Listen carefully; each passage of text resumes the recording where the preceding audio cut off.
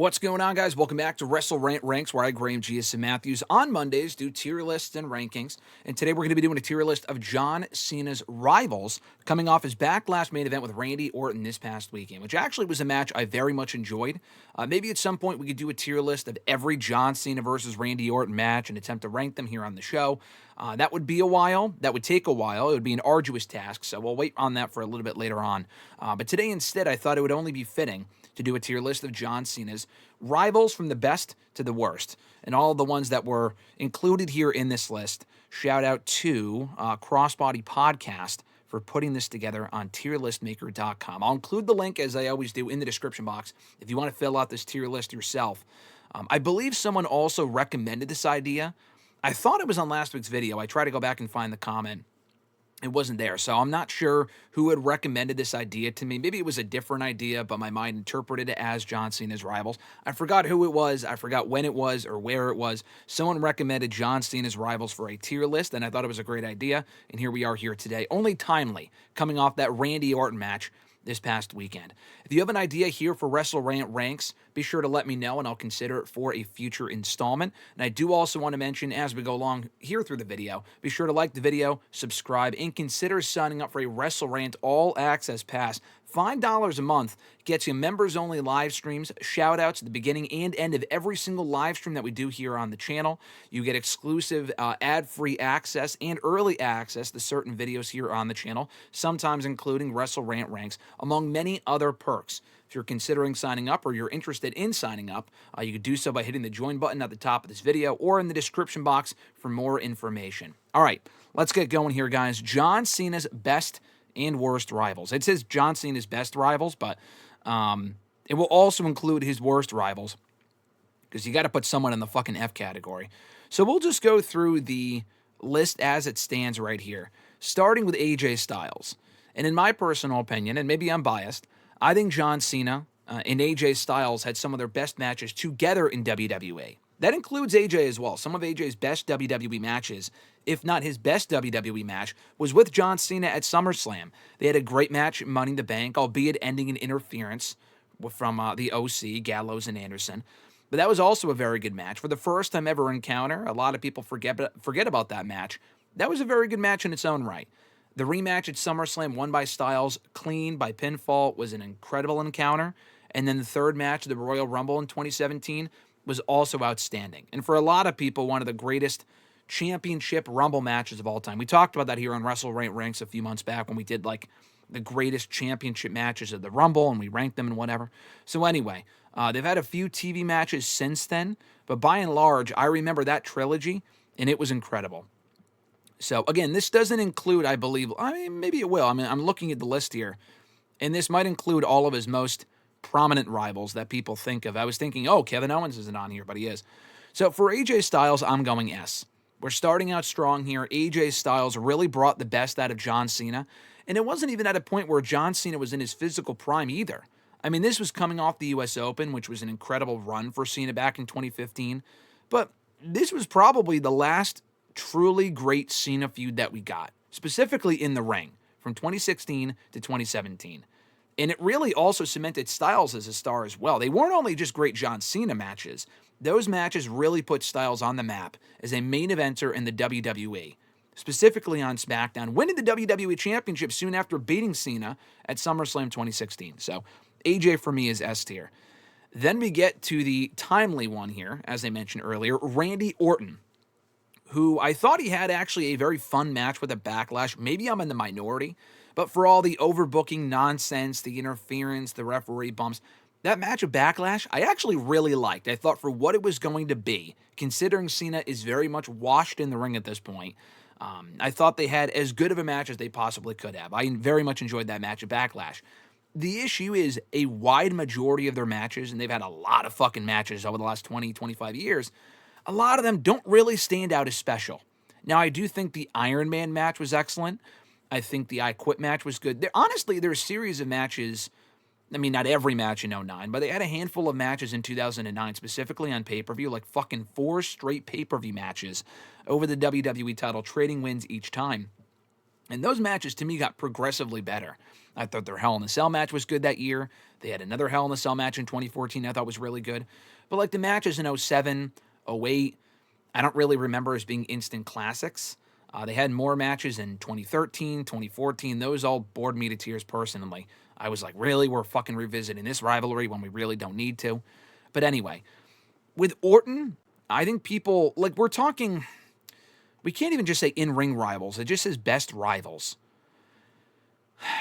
I'm going to go A for now. A lot of their matches were not like amazing, but I think a lot of people remember, not even some of the promos, like some of the promos weren't really all that great either because Orton was very monotone in his delivery back then. So I'm going to go A, certainly not S, but I will go A because I think a lot of people consider Orton to be like one of his top 3 rivals. And I've answered this question before, but we'll go A for Orton. It may not be at the top of A. I might even move him down to B or C, but I think it is fair to put Orton at A.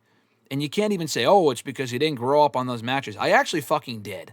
When I got into WWE in 08, they were feuding at that point, and they went on to feud many more times after that. So that was actually a feud I grew up on, and I am nostalgic towards it, which is why I was, in favor of them doing that match at Backlash. But at the same time, I can also recognize the quality of said matches was not always consistently strong. Bray Wyatt, the feud for WrestleMania 30, I actually liked. And I thought the Firefly Funhouse match at 36 was a lot of fun for what it was going to be. A lot better than the match they were probably going to have anyway. Because if we didn't have COVID, if COVID didn't happen and they had their match as scheduled at Mania 36, that match probably would not have been all that great. So let's put Bray Wyatt here. The matches really, again, even like these matches, it actually did Bray a disservice. I mean, Bray was worse off after the Cena feud in 2014. He was at an all-time high, riding the wave of momentum, following the wins and feud with Daniel Bryan earlier on in 2014. And then Mania 30 happened. He actually felt like a true star during that entrance.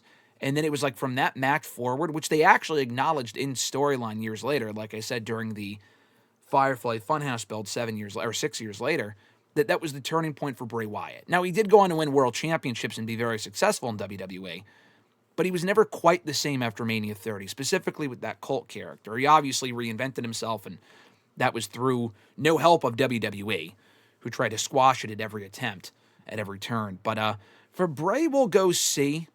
I might honestly move him down to D. I just did not love the Cena-Bray matches, and they had a lot of them. In the ring, their matches were not great. They were not bad, but they were not great. I might honestly move him down to D, but for now we'll put him at C. Shawn Michaels and him had also great matches, and I think Shawn Michaels might be an underrated rival of Cena's because they didn't really have like an extended feud. And the match at Mania 23 in 2007 wasn't even supposed to be Cena versus Shawn. It was supposed to be, I think this has been confirmed many places, which doesn't make sense to me because what would you have done with Shawn at that WrestleMania? I don't know. But it was supposed to be John Cena and Triple H in a rematch from the year prior. Now, would Triple H have beat Cena this time? Because Cena beat him the year prior? Probably. I mean, I would assume Triple H would have gotten his win back and become WWE champion. I can't be too sure of that. I'm not sure. Because when Triple H, like, it's not even as if they ended up putting the belt on Triple H immediately when he came back. They actually did, and they held off on him, taking the title. Like, he won it for like 5 minutes in 2007 and whatever. So my point is, him and Shawn, though, Cena and Shawn had some great matches in 2007, specifically the Mania match. The Mania match was great, but what a lot of people remember, and rightfully so, was the rematch on Raw a couple of weeks later in England, where they went almost an hour and took up the entire second half of the show, to the point where they canceled scheduled matches. Again, that was the whole point, was for the match to go that long, but in storyline, it seemed kind of unexpected for the match to go that long, because they had other matches scheduled to take place. That was obviously, again, always the plan. But then Shawn avenged his loss to Cena on that Raw.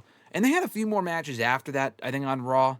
I remember them having a match on Raw in 2009. I think they had a match on Raw in 2008 as well. Honestly, I'm putting Shawn in A. I might put him in S. But, like, it's not as if they had this great all-time rivalry. Their matches were great. I think the Styles feud was better. Styles really benefited from that. Not that Shawn didn't benefit, like, not that he even needed to, but I don't know. I think the Shawn feud wasn't. I don't really remember much about the feud itself, just the matches they had in the early months of 2007, and those matches were great, including arguably the greatest Raw match of all time. So I'm putting Shawn at the beginning of A. Kurt Angle, I also thought was a great rival for Cena. And again, I've said before, like, Cena's top rivals are like Edge and Orton and Punk, all of whom that we'll get to. Yeah, CM Punk's on this list. But you kind of forget about the Shawns and the Styleses and the Kurts. I feel like those rivals were better. Like, they were just more exciting rivals for Cena. Including Kurt Angle. I mean, Kurt Angle obviously most notably had Cena's debut match on SmackDown back in 2002. The whole ruthless aggression thing stemmed from that matchup. They had a match at No Mercy, I think, in 2003. They had a whole series of matches in 2005. They had a lot of matches. John Cena and Kurt had a lot of matches between 2002 and 2005, and then Kurt left the WWE in 2006. But Kurt was also very much responsible for helping put Cena on the map and losing to him in a whole stretch of matches in 2005 where the WWE Championship was on the line. So with Kurt, I feel like the Shawn matches may have been better quality-wise because Cena wasn't quite in his like prime as a performer in 2002, 2003, 2004, 2005. But the Kurt feud, I think, is more prominent. And I really feel like he did a much better job of elevating Cena and helping him even from the night he debuted. And now Cena, it wasn't off to the races from there. He kind of faltered a little bit, and he had to kind of redeem himself with the whole basic thugonomics thing, the word life shtick. I'm going to put Kurt at top of A. If we have too many A's, I might even, actually, you know what? I'm going to put fucking, again, I'm probably going to reorder this list. I feel like we're going to have a lot of A's and a lot of S's, and we need to kind of even this out a little bit. Big Show, him and Big Show had a lot of matches. I mean, he also helped elevate Cena. You can't deny that. With Big Show, he lost to Cena at WrestleMania 20. That was John Cena's first championship win on the main roster, that being the United States Championship. But, I mean, beyond that, though, can you really say Big Show is this all-time rival for John Cena? I mean, at least Bray, the matches were better. Not that the Big Show matches were bad, but, like, I can't point to one, like, truly very good match that he and Big Show had together. I think of the Mania 20 match. That was good. That was a good opener. I mean, they must have had other matches in 05 and 06. I know they feuded. I know in 06 they were kind of doing the three-way feud with Big Show, Cena, and Booker T, but that wasn't really a Big Show, Cena feud. I guess they kind of feuded again when Big Show came back to the company in 08, and then a whole string of matches in 2009, all of which I think John Cena won. And those matches were fine, but they weren't great. And then they feuded again in 2012 for some fucking reason during the whole John Cena, John Laurinaitis thing. I'm going to put Big Show at D. Again, Cena beat him for the United States Championship, and that was nice and all, but I would not want to relive any of their encounters if I did not need to. Wade Barrett's an interesting one. Wade Barrett is far from an even top 10 rival for John Cena. The only time they really feuded was in 2010. And the whole peak of that program was when John Cena beat the Nexus at SummerSlam. From there, it was all downhill. The Nexus really benefited from targeting Cena from the get-go in 2010, and this was outside of the title picture. So John Cena wasn't like the WWE champion at this point. They were really just feuding for like control of the company and trying to fend off the Nexus from destroying Raw and whatnot. So this is a tough one. Like, some of the matches that Cena and Barrett had were decent. They actually did not have their first singles match until Hell in a Cell 2010, which Wade Barrett won, actually. And that was to have John Cena join Nexus. But then the entire storyline was fucked. He was only in Nexus for like a month. And then he turned on the Nexus and he got fired. And then the whole thing was incredibly rushed. And then they rushed into the blow-off at TLC, that chairs match that I actually don't mind, that main event of that show, and that John Cena won. Oh, man, I got to go probably D for Wade. I mean, again, Wade was another one, a lot like Bray, where his career was not over, because he obviously went on to win many Intercontinental Championships after that, but he was just never the same performer post-John Cena. And that Nexus feud really hit its peak in the summer of 2010. And even then, a lot of the angles they were doing on Raw where the Nexus would attack Cena, it was kind of repetitive. It was a hot angle for a little while until SummerSlam, and then they completely fucked it. I got to go D. I'll probably put him over Big Show. Because, I mean, him and Big Show had more matches that were just, like, that was more of a quantity over quality thing. And the Wade Barrett matches weren't bad. At least with Bray, you can say, oh yeah, the Firefly Funhouse match was fun. There were some elements of the Bray feud that I enjoyed. The Wade feud, I didn't hate. I enjoyed the Nexus stuff, but Cena kind of fucked over the entire Nexus. Anyway, we get to CM Punk. I mean, is this even a question? Top of S. Top of S. To me, John Cena's greatest rival. They had a whole host of matches. People really remember the 2011 stuff, which was like the coup de grace. Not the coup de grace. What is I forgot what people call it, but like the cream of the crop, really, of John Cena rivals, of John Cena's career, was that 2011 feud. And even at that point, people were still saying, oh, Cena can't wrestle. Can't wrestle as well as a lot of people on this list, mind you, but he could still wrestle, and he proved that in these matches with Punk. That was kind of the turning point for a lot of people's perception of Cena. But even before that, they had a lot of matches in late 2009, early 2010. The night that the Nexus debuted, John Cena and a masked CM Punk were having a match on Raw. That whole, not Power to the People, that was like the following year, but like the Raw viewer choice or whatever the fuck it was, that terrible gimmick in 2010. But yeah, with CM Punk, they had a lot of matches. Their 2012 matches were great. Their last one-on-one match, for now, because hopefully they have another match this year, it would be fucking criminal for them not to. But their most recent one-on-one match, back on February 25th, 2013, a lot like the Shawn match, is one of the best matches in Raw history. CM Punk, top of S, no questions asked. Rusev, I probably would go C. I probably would go C.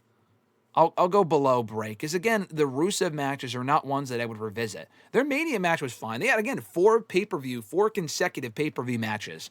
Rusev beat him once, technically by submission. Cena passed out. That was at Fastlane 2015. People forget about that. Rusev owns a win over John Cena. But then he lost to him at WrestleMania. He lost to him at Extreme Rules. He lost to him at a Payback. They had a lot of matches. Cena won most of them. And they had another match in 2017. I think it was a fucking flag match or some shit that I would rather forget. I think that was a Battleground 2017, an overall not good show. But yeah, Rusev was not a great rival, at least with the Bray feud. I could say, oh yeah, they had the Firefly Funhouse, and again, I don't know, there were just certain elements of the Bray feud I enjoyed more than what we got with Cena and Rusev, which was kind of like, oh, the All-American versus the Evil Foreigner. Basic shit. It worked, but then Rusev, again, was another guy that was kind of slowly demoted after that. I'm not blaming Cena specifically, but the company never really had that same faith in Rusev as an upper echelon guy. He won the United States Championship back the following year and the years that followed. And I think did he ever win the tag titles? I don't think he did. Maybe he did. I don't remember. But he did win the United States Championship, but he was never remotely close to the same level that he was on pre-John Cena. So we'll put him at bottom of C for now. The Miz is fucking F. I'm sorry. Listen, I love The Miz. I've always enjoyed The Miz. He's a guilty pleasure of mine. Nowadays, he's just turn off the television type bad. But like with The Miz, though, you can't argue he's anything but F. Not that their matches were egregiously bad, but when you're involved in the worst, what is widely regarded to be the worst WrestleMania main event of all time, how can you be anything other than F? And they also had a lot of matches. The Miz, when he came to Raw in 2009, was kind of on a bit of a roll as a single star. And then he ran into John Cena, was attempting to be elevated by Cena, which he kind of did a little bit. But it was really The Miz in the aftermath of that feud that kind of got over on his own. The Cena stuff didn't really elevate him because they had a match at the Bash that year that Cena won in like fucking 5 minutes. Completely destroyed The Miz's momentum, which was very dumb. Not saying Miz should have won, but it wasn't really much of a competition. Cena squashed him and that was it. And then Miz kind of had to work his way back up. And then they feuded for the WWE Championship in 2011. Not a great feud, and that Mania match was not great. Their I Quit match, I will say, was better than the Mania match. Their I Quit match at Over the Limit in 2011 was good. They had more matches, a lot more TV matches in the years that followed. They kind of ran the feud back in 2017 when Miz was with Maurice against Cena and Nikki Bella, which a lot of people try to forget, and I understand why. And that was a fine use of Cena, except for the fact that the proposal thing kind of never really happened because Nikki dumped him the following year. So even that was a waste of time. So, yeah, The Miz, not a great rival for Cena. I enjoyed some of their promo battles, but, like, the matches were, like, just watching grass grow. I'm sorry. It just was not exciting in the slightest. Roman Reigns is an interesting one because their 2017 feud was not great. They had a lot of matches, and of those matches, they only had they didn't have a lot of matches. I take that back. I'm sorry. I was thinking of The Miz. They only had 2 singles matches. They had a lot of other multi-man matches, including a Battleground in 2014. But their first real feud, and also when Roman was in the Nexus as well, but their first real one-on-one feud was in 2017. Cena was kind of nearing the end of a return run where he was back from the spring to the fall, and he was going to put over Roman Reigns in the way out. And now that was the infamous feud where Cena kind of not buried Roman. I mean, he kind of did, but Roman had it coming. Roman was not prepared. Roman was not prepared. He was completely outclassed by Cena on the mic on that one contract signing on Raw right before their No Mercy match. And the No Mercy match was entertaining enough. Far from an instant classic, but it was entertaining enough. Their SummerSlam match, I felt the same way. Their 2011 feud, or 2021 feud rather, where Roman was a heel this time around as the Universal Champion for almost a year. Cena came back. It was the perfect match to do. A great marquee match for SummerSlam. I actually enjoyed that match more than most. I have not watched it back since then. I think I watched it back maybe about a week or so later after the show. I was there for it, so I'm biased. I enjoyed that match. I enjoyed that match for what it was. And it was a short-lived feud at that point, but Roman won again. So Roman's 2-0 against Cena one-on-one. Cena's never beaten Roman. Maybe they'll run it back this year. Cena gets the win back. I don't know. But anyway, Roman's not a great rival of Cena's. I mean, it's not even a great rival of Roman's, to be honest with you. Roman's had a lot better rivals from, I mean, even Brock and Cena, or Brock and Roman have had better matches than Roman and Cena, which is saying something. Again, the matches were fine. I would probably go C on this. I'll put them at top of C because the 2 matches they had were good, I thought, were actually entertaining, and Cena lost to Roman both times. So I'll put him at top of C. No one's in B so far, but I'm sure we'll put people in B. Umaga's a weird one because, like, people, I mean, I'm kind of curious as to why he's even on this list. I mean, I'm not really sure why, because they didn't have a lot of matches. I mean, they had their matches in 2007 and New Year's Revolution, and then that Royal Rumble match that people have fond memories of. I mean, I've only watched it a time or two. It is a very good match where, Cena choked out Umaga and shit. But beyond that, did Umaga, was he really, an all-time great Cena rival? I really don't think so. Genuinely, I might put him in F, and not for the reason that their matches were bad. They had good matches, but, I feel like all these other people, I mean, the Miz matches were just bad, so I would probably put him above Miz. But, the Big Show, Wade, even the Wade matches, I feel like they had a better storyline. The Umaga was undefeated going into the Cena feud. Of course, Cena fucking beat him. Not only did he beat him twice, decisively. And then again, Umaga was worse off after that. So he was a worse example of Rusev and Wade. But even those feuds had some decent... I mean, the Umaga feud had a great match. The New Year's Revolution one, I don't really remember all that much. But they had one great match at the Royal Rumble. And that was about it. I mean, I'm going to put him in F. The people might not like that, but I don't know. In terms of rivals for Cena, that was like a blimp on the radar for John Cena. Maybe for Umaga, it would be Cena would be one of his top rivals. But for John Cena, all of these other people are, to me, more memorable of rivals for John Cena. So I'm just going to put him on F. Chris Jericho is an interesting one because they didn't really have, classic matches. But all of their matches were good, actually. They had matches as early as 2002, and I don't think Chris Jericho, to my knowledge, has ever beaten John Cena. I remember looking that up one time and being surprised, but they had a lot of fucking matches. They had matches in 2002 when Cena first debuted. They had matches in 2005 over the WWE Championship. I think Cena won all of those, including at SummerSlam 2005. And then they ran it back again another 3 years later, so it's 3-year intervals. They didn't run it back in 2011, by the way. Jericho wasn't there that year. But they did run it back another 3 years after that in 2008 when Cena came back from an injury, and they had a couple of matches over the World Heavyweight Championship, both of which Cena won. So Jericho was instrumental early on in losing to Cena and kind of lending him credibility by losing to him, including at Vengeance 02, I believe, if I'm not mistaken. Jericho may have beaten him at least once, but I think his record against Cena is 1 in fucking 50. He lost almost every match they had. In 2012, he lost their last, they had a match, I think, on Raw that he lost. I'm trying to think, did they have any other matches after that? I don't think they did. I think their last match together may have been in 2012. But they were always good. I think they had a decent amount of matches, but the matches were also better quality-wise than the Rusev Wyatt Roman ones. And, I mean, those were better rivals, but the Jericho matches, they had a lot of matches, and Cena was really elevated by those to a certain extent, and they were all good matches, and Jericho was a great stepping stone for Cena at various points in his career. So I'll put him at B. He'll become the first person in the B category. For Batista, Batista's an interesting one. I'm probably going to put Batista at the top of B, if not low A. I love Batista as a Cena rival. I'm just going to say it. I'm biased. They did not feud up until 2008. And I love the story of their SummerSlam match and that their careers were parallel to each other. They both debuted in WWE, on SmackDown specifically, in 2002. They were kind of like two of the lead forces of that ruthless aggression era. Brock was as well, but he left, and Orton was as well. But Cena and Batista were kind of the ones that panned out in the interim as the next big things on Raw and SmackDown. Batista went to SmackDown, Cena stayed on Raw. They won many world championships on their respective rosters, but they never had a one-on-one match. And they kind of ran with Cena as the guy and overlooked Batista. Because Cena was younger and he had more marketability and whatnot. So they went with Cena in that role. So they finally had a match at SummerSlam. I actually really enjoy that match. That's a guilty pleasure of mine, the Cena-Batista match at SummerSlam in '08. And Batista actually won that match. He won it clean. And now Cena got legitimately injured in that match.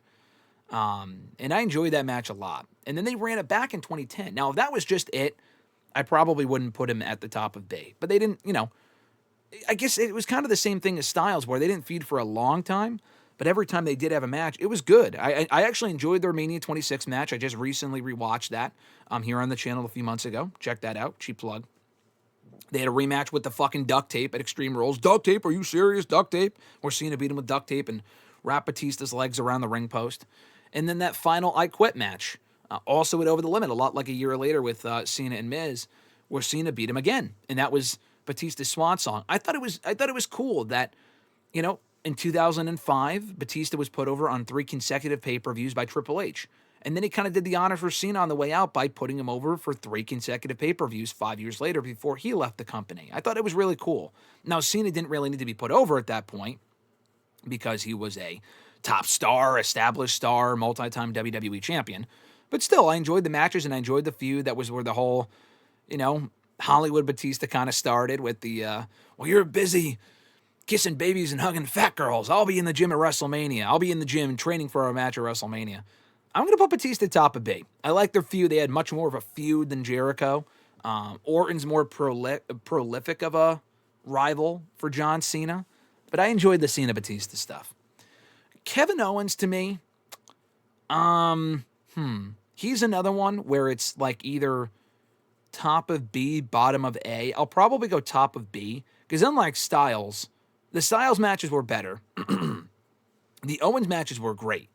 And Owens had the benefit of attacking Cena in his WWE debut on the main roster and beating Cena fucking clean at Elimination Chamber in their first match.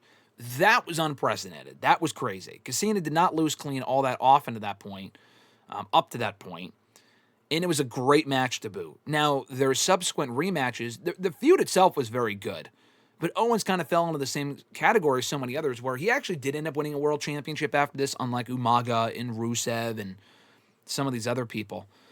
But, he was kind of labeled as a mid-card guy because he lost to Cena twice in their latter 2 matches at Money in the Bank and Battleground, respectively. Great matches, but Owens was not a main eventer in the same way Styles was after beating Cena twice, specifically clean the second time. So I'm going to put Owens in the top of B. He might actually be A because I thought their matches were awesome. And that was at the time that Cena was doing the U.S. Open, so the United States Championship was not on the line the first match they had, but the second time and the third time it was, both of which Owens lost. It took a while for Owens to kind of get back to the main event glory. And he ended up getting that world championship and the Universal title, but he was like an afterthought the entire time. That's a separate story for a different day. But I still thought they had great matches. I'm going to put him, because I thought those matches were even better than the Batista matches. Those matches were great. So he'll be in B. Edge is S. Edge is definitely S. I'll put him 2. I'll put him 2. I feel like people would be really mad, and it's not just, it's obviously not just and I know these are very evenly distributed. I didn't do that on purpose, but I do like how that's panned out. I feel like people would be pissed if Edge was anywhere but number 2. Punk is still number 1, 1A to me. Edge can be 1B. The Styles matches were, I don't know if they were arguably better. That SummerSlam match was great. But I feel like the key, a lot like with the Punk feud, with Cena and Edge, they feuded for almost the entirety of 2006. Edge cashed in Money in the Bank on Cena at New Year's Revolution, lost the belt right back to Cena 3 weeks later at the Royal Rumble, which was fucking stupid. and the match was fine. Not a bad match, but it was a match. We talked about it in our Rumble ranking a few months ago. And then they kind of moved away from it, but Edge kind of had to claw his way back to championship contention, beating Mick Foley at Mania, and kind of adapted more of an aggressive Edge after losing the championship the first time, which led him to reclaiming it in the summer of '06, winning a triple threat with RVD and Cena. He beat John Cena. I think they had a match at Saturday Night's Main Event, perhaps. I remember the SummerSlam match in Boston, where a lot of people thought Cena would get it back, and he didn't. Edge beat him. And then they had an awesome TLC match in Edge's home crowd, in front of his home crowd in Toronto, and Cena took the championship there. And that match was fucking great. And that was also, not to mention, that was also in the middle of the other interactions that Cena was having, or Edge was having actually, with Cena's father, going to his home, beating up his dad, John Cena giving him an FU to the Long Island Sound, because of course before it was the AA, it was the FU. Giving him an FU into the Long Island Sound. That was memorable. Edge's, spinner championship, that's the time in which he was holding it. Great fucking feud. Great feud. A lot of people would say Edge is his best rival, and I can understand that. To me, the Punk feud was better because they had better matches more consistently. But they also had a couple of very good matches in 2009. They were feuding in '09, including at Backlash, actually. They had a very good last man standing match that I enjoyed. At Backlash '09, where Edge beat him for the World Heavyweight Championship. But yeah, I'm going to put Edge at 1B behind CM Punk at 1A. As we wind down here, we got 6 left. Seth Rollins was a great rival of Cena's. Again, another guy that they had really, really good matches. But I don't really remember like a great feud. Their SummerSlam 2015 match was awesome. That match is excellent. And then Cena went on to beat Rollins in almost every match they had after that, including on that MSG house show that they taped for the network. They had a rematch in Night of Champions where Cena got the United States Championship back from Rollins. That was also a great match, though. They had a match at TLC 2014, I think a ladder match, actually, for Rollins. It was like a number 1 contenders match, although Rollins was still Mr. Money in the Bank. Kind of confusing. That match was good. They interacted on Raw after that. They had a match on Raw, I think in 2016. They also interacted in a gauntlet match on Raw. I want to say in early 2018 that Rollins, he actually pinned Cena during that clean, which was cool. Yeah, they never really had as great of a feud as like the Owens feud. So I would probably put Rollins. The matches were consistently great. So I might put him, I don't know, this one's tough. I'll probably swap out. I'll put him at the top of B and Owens at the bottom of A. Because Owens had a better feud with Rollins. You can kind of put Rollins in the same category as Michaels. But like, I don't know. The Rollins-Cena match at SummerSlam 2015 was excellent, but that Jon Stewart finish where he got involved and cost Cena the belt kind of tainted it for some people. And that was when Rollins or Cena was doing the whole U.S. Open thing. With Michaels, I feel like the match was great at Mania. And none of these matches had interference that they had. But they also had the greatest Raw match of all time, arguably. So I feel like he's got to be higher. So I'll put Owens at the bottom of A, Rollins at the top of B. Because I can't say, him and Cena were great rivals. I mean, they had a lot of matches, but I don't know. I'd probably put Rollins at top of B. Kane was a fucking awful rival for John Cena. I'm sorry. He would definitely be F, below Umaga. I mean, what feud did him and Kane even have in 2012 when they were feuding over the whole, rise above hate thing? The matches were no good. They had a match at the Rumble that was kind of boring. And then the last, the 3 Stages of Hell match at Elimination Chamber 2012 that Cena predictably won. That feud could have been cool. I mean, Kane was kind of getting a career resurgence with the mask on, but the matches were no good. I mean, and that was really it. I mean, they had other matches before that and after that, none of which were exciting really in the slightest. I'd probably have, at least the Miz, the promos were bad. I'd probably put him dead last here. He'd probably be an F at dead last. Sorry, Kane. You're dead last. All right, Brock Lesnar is an interesting one because they always had great matches. I mean, they had a match at Backlash '03 for the WWE Championship. That was when Cena was still doing the basic thugonomics thing that Brock won, of course. Then they ran it back almost a decade later at Extreme Rules, and that match was great. Hated that Cena won, but the match was awesome. And then they had the whole SummerSlam thing where Brock squashed him. They had a rematch in Night of Champions that was good. The triple threat of the Rumble with Rollins was awesome in 2015. They're not each other's best rival by any means, but they were still pretty good. I'd probably put him above Batista. I'll probably put him top B because they had some pretty memorable matches. You can name more Brock-Cena matches than Cena-Rollins, I would say. So I'll go Cena-Brock at top of B. They had some very good matches. JBL's interesting because JBL helped put Cena on the map by losing to him after having this lengthy WWE title run in 2004, losing the belt to Cena at WrestleMania 21. Their match was kind of like TV level quality, but it was solid. Honestly, their best match came in that same year, 2005, at I think Judgment Day. It was the I Quit match. A lot of I Quit matches that Cena has won. And he, really bloodied up Cena. They had a really bloody, brutal affair that was actually a lot better than their Mania match. And then they ran it back again in 2008. They had matches at Judgment Day and One Night Stand that were decent, including, I think, the final First Blood match in WWE history. Talk about blood. They had the last First Blood match in WWE history, I believe, at One Night Stand 2008. So I'd probably go C for JBL because their matches were actually not bad. JBL did not have a lot of instant classics. But they had some good matches, honestly, and I think he also played a pretty prominent role in putting Cena over. So I'll probably go C, because that Mania match is what people remember the most, but like the Judgment Day match was good, and the other matches were okay. I'll put him above Roman, because they had a more memorable feud than him and Roman did. The Rock, to me, honestly, I think what kind of taints The Rock as a rival for John Cena is the fact that WrestleMania 29 match in 2013 was just fucking terrible. There was an awful main event for that show. And I really liked the Mania 28 match in 2012. I thought that match was really good. They had some good promos, and the whole thing of announcing the match a year in advance was really cool, actually. I thought that was, something they'd never done before. So I thought that was an interesting approach to take. And they've obviously continued to interact since then, including at, Elimination Chamber this year and all this other shit. And they've had other interactions on Raw and on SmackDown, or WrestleMania 32 and WrestleMania last year they interacted. So Rock is a pretty big rival for Cena. It also led to the biggest buy rate in WrestleMania history that we can count, because now it's on Netflix and on Peacock. It's kind of hard to quantify. But when they were still doing buy rates for pay-per-view, The Rock was the biggest one with John Cena at WrestleMania 28. So to me, The Rock is an A category. I would probably put him...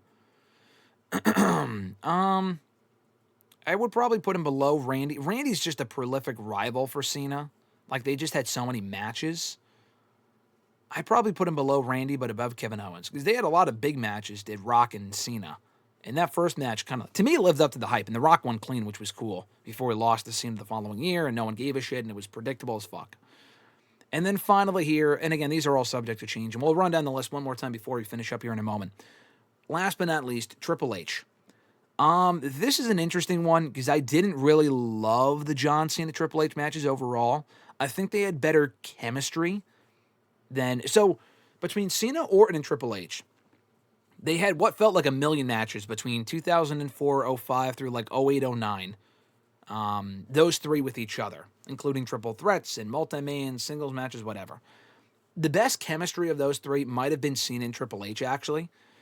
I would say Cena, Triple H, Cena, Orton, and then Orton, Triple H. The Orton, Triple H matches I actually never really liked at all. A lot of those matches were just fucking boring as shit. But Cena and Triple H had some pretty good matches. And I would probably put him top of B. Their Mania 22 match was very good. They had a rematch in Night of Champions in 08. That was actually great as well. And he put over Cena. He put over Cena at WrestleMania clean at a time where, I guess Triple H did lose clean in 04 and 05 at Mania. But he didn't have to. But he did. He lost clean at all three of those Manias, including in 06 to John Cena. And they had some very good matches. I feel like the other matches involving the people above. The Orton one simply for nostalgia. But I feel like all of these people had better matches with Cena than Triple H. The Brock matches were probably better. I'll put Triple H below Brock. Because the Brock matches, you could say, like the SummerSlam match was huge for what it accomplished and how it was done. And then also that Extreme Rules match. You can also say Cena and Triple H at 06 WrestleMania. That was a great match. But I feel like Brock was always a bigger opponent for Cena, because they also came up at the same time, and I don't know, that's kind of how I would quantify it. But this is my decisive list of best John Cena rivals. I kind of want to move someone in C and D to kind of even it out, for the simple sake of evening it out, and it would have to be Rusev, I guess. I'll put Rusev at top of D. I don't know. Their matches weren't bad, but they were not great. The Bray one, at least, you could at least point to the Bray match, the Bray feud, and say, oh, the Firefly Funhouse match. I can't really say that with Rusev. I would not go back and watch their Bulgarian strap match or their Mania match. I would watch Rusev's WrestleMania entrance with the tank, but the matches themselves probably not. So, for the simple sake of having OCD and wanting it to look clean here, we'll go 3, 3, 3, and 3, and then 4 and 4. So one final time, this is my list, which I might change in a moment, but probably not, of John Cena's best and worst rivals, his biggest rivals. Starting in F from worst to best, Kane, The Miz, Umaga. D category, Big Show, Wade Barrett, Rusev. C, Bray Wyatt, Roman Reigns, JBL. B, Chris Jericho, Batista, Seth Rollins, Triple H, and Brock Lesnar. A, Kevin Owens, The Rock, Randy Orton, Shawn Michaels, and Kurt Angle. And S, to me, his best 3 rivals. And I've always argued, like, oh, Orton could be 3, but now looking at this list, he had better rivals than Orton. I'm sorry. Biggest rival, maybe, but like best rivals, it was these 3. AJ Styles, Edge, CM Punk, in that order, from worst, quote unquote, to best. So that is my list. Let me know, 1, what you guys think, and 2, you can fill it out for yourself. I'll include the link in the description box. Again, big thank you to Crossbody Podcast for putting this together on tierlistmaker.com. We do a lot of tier lists. We do a lot of rankings here on WrestleRant Ranks, usually every Monday. I know the schedule's been off as of late, but we should be back on track now. I'm pretty much all caught up for the most part, coming out of WrestleMania weekend, which was, yes, 3 weeks ago, but, you know, I was there and I was very much backed up and busy. So I think I'm back on track now. But if you have suggestions for the show, let me know in the comments on social media. I would appreciate it.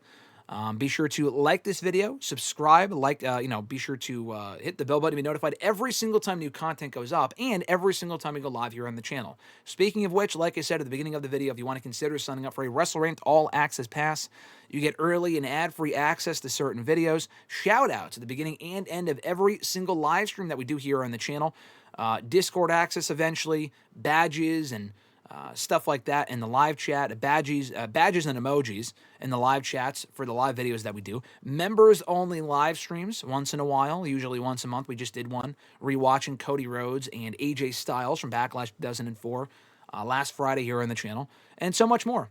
So all that stuff is greatly appreciated, folks. You can find more information on the WrestleRant All Access Pass for $5 a month in the description box down below.